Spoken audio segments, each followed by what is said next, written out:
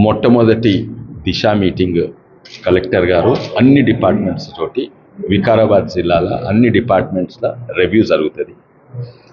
ప్రజల సమస్యలు ప్రతి డిపార్ట్మెంట్, ఎడ్యుకేషన్ అయినా, రెవెన్యూ డిపార్ట్మెంట్ అయినా, ఏ డిపార్ట్మెంట్ అయినా నా దృష్టికి వచ్చినాయన్నీ ఇక్కడ చెప్తాను.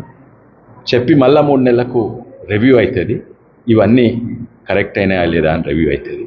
ఇది చాలా మంచిది. ముఖ్యంగా దీని ఉద్దేశం ఏంటంటే సెంట్రల్ గవర్నమెంట్ నుంచి వేలాది కోట్ల ఫండ్స్ వస్తాయి మన జిల్లాకు. అది ప్రతి డిపార్ట్మెంట్కి వస్తాయి. Forest department, fisheries department, animal husbandry department, ప్రతి డిపార్ట్మెంట్, ఎడ్యుకేషన్, హెల్త్ డిపార్ట్మెంట్, ఇవన్నీ అమలయ్యేది మన రాష్ట్ర ప్రభుత్వం ద్వారా అమలైతే. నిధులేమో సెంట్రల్ గవర్నమెంట్ వస్తాయి. అమలయ్యేటవన్నీ కూడా రాష్ట్ర ప్రభుత్వం, 90% రాష్ట్ర ప్రభుత్వంతో. ఇవి మంచిగా అమలు అవుతున్నాయా, ఇవి నిజంగానే ఉద్దేశం ఏముంది, అసలు అమలయ్యేది ఏంది, ఇవన్నీ కూడా రివ్యూ చేస్తాం. ఇది చాలా ముఖ్యమైనది. ఇంకోటి ఏంటంటే నేను ఇక్కడ చైర్మన్గా ఉంటాను ఈ మీటింగ్కు. కానీ చైర్మన్ నేను ప్రజాప్రతినిధిగా ఉంటా. అంటే ఏంటంటే నేను కాదు, ఎంపీ కాదు, ఒక విశ్వేశ్వరరెడ్డి కాదు, దీని చైర్మన్ ప్రజలు. ప్రజలు నాకు దృష్టికి తెచ్చిన అన్ని ప్రజల గొంతే నా గొంతు ద్వారా వస్తాయి. ఇక్కడ అస్సలు సేవ చేసేటోళ్ళు ఇక్కడ మన ప్రజాస్వామ్యంలో మన గవర్నమెంట్ అధికారులు సేవ చేసేది మేము కాదు, వాళ్ళు సేవ చేస్తారు. వాళ్ళు మంచి పని చేస్తే మంచి పేరు మాకు వస్తుంది, కానీ ఓ తీరా చూస్తే వాళ్ళు నిస్వార్థంగానే చేస్తారు. వాళ్ళు చెడు పని చేస్తే ఆ చెడ్డ పేరు మాకు వస్తుంది.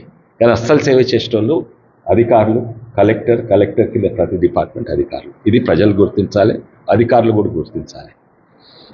ఈ దిశా మీటింగ్ అయినాక నేను మళ్ళీ ఒకసారి కండక్ట్ చేస్తా. ఇవాళనో రేపో ఎల్లుండో దిశా మీటింగ్ ఏమైనాయి, ఏ ఇష్యూస్ వచ్చినాయి వాళ్ళు నోట్ డౌన్ చేసుకుంటారు. మినిట్స్ ఆఫ్ ద మీటింగ్లో నోట్ డౌన్ చేసుకుంటారు. అది మళ్ళీ నెక్స్ట్ 3 నెలల తర్వాత రివ్యూ అవుతుంది. సార్, నిన్న జరిగిన ఘటన గురించి ఏమైనా స్పందిస్తారా సార్? ఇది అసలే మంచిది కాదు. ఇది తప్పెవరిది అది తర్వాత చూద్దాం. కానీ కలెక్టర్ మీద దాడి మన తెలంగాణలో అయితే కాకుండా ఎప్పుడు కూడా కాలేదు నాకు తెలిసిన తర్వాత. ఏమైనా ఇబ్బందులు ఉంటే రిప్రజెంటేషన్ ఇవ్వండి, ధర్నాలు చేయండి, మ్యాక్సిమం ఏదో 2 నిమిషాలు రాస్తారోకలు చేసినా చేయండి. కానీ ఇదేంది కలెక్టర్ మీద దాడి? ఇదేంది?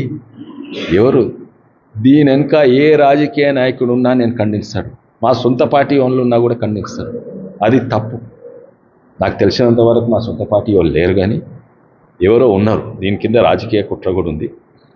అది ఫస్ట్ ఆఫ్ ఆల్ కలెక్టర్ మీద దాడి అసలుకు నేను నమ్మలేదు. ఫస్ట్ మన వికారాబాద్ జిల్లా, మన తెలంగాణ, మన వికారాబాద్ జిల్లాలో ఎవరో గుండాగాలు ఇచ్చేసింది. సరే, దాని వెనుక ఊరోళ్ళు ప్రజలు ఉన్నారు, వాళ్ళని తప్పుదారి పట్టించిందా, నిజంగానే వాళ్ళకి నష్టమవుతుందా, ఇవన్నీ చూద్దాం. ఓది కథ అయితే డెఫినెట్లీ ఇది పోలీస్ ఇంటెలిజెన్స్ ఫెయిలియర్ అనుకుంటున్నాను.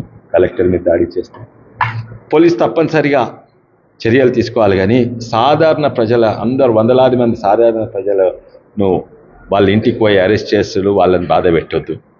మీరు 3-4 ఉంటారు ఇన్వెస్టిగేటర్స్, వాళ్ళని పట్టుకొని అది చేసినాక, ఇన్వెస్టిగేషన్ చేసినాక వేరే వాళ్ళని అరెస్ట్ చేశారు.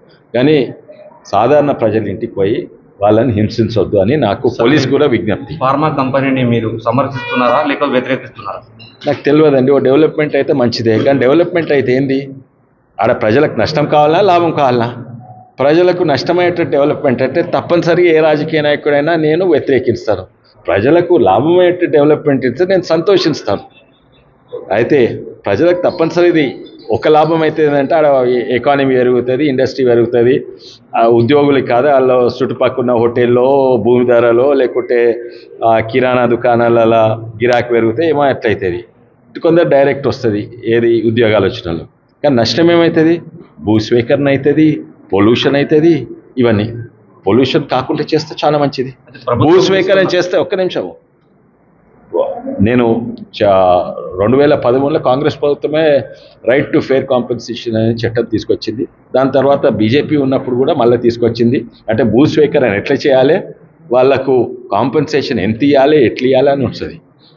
దాని ప్రకారం చేస్తే అది భూస్వీకరణ కూడా లాభం. ఎందుకంటే 3 ఇంతలు వస్తుంది. ఇప్పుడు ధర 20 లక్షలు ఉంటే వాళ్ళకి 60 లక్షలు ఇవ్వాలి. ఒకవేళ వాళ్ళకు 1 ఎకరం పోతే 3 ఎకరాలు ఇవ్వాలేమో. తర్వాత ఇచ్చినాకనే తీసుకోవాలి. తీసుకున్నాక 20 ఏళ్ళ తర్వాత పైసలు ఇవ్వరాదు. ఇంకోటి నాకు తెలిసినంత వరకు చెక్ చేసుకోవాలి, ఆడ 70% మంది అంగీకరిస్తే స్వీకరణ చేయవచ్చని. తెలియదు, ఇది అది చెక్ చేసుకోవాలి.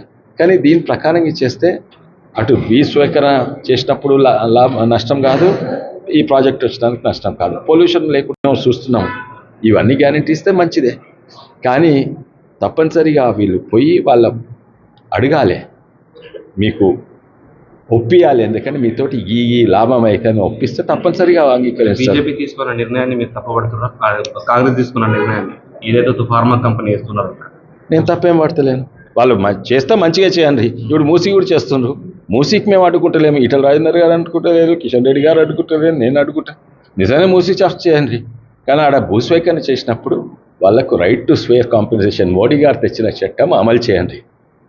మీరు ₹1 కోటి ఇల్లు కూలగొడితే వాళ్ళకు 3 కోట్లు, కూలగొట్టి తీసుకుంటే వాళ్ళకు 3 కోట్లు ఇవ్వాలి.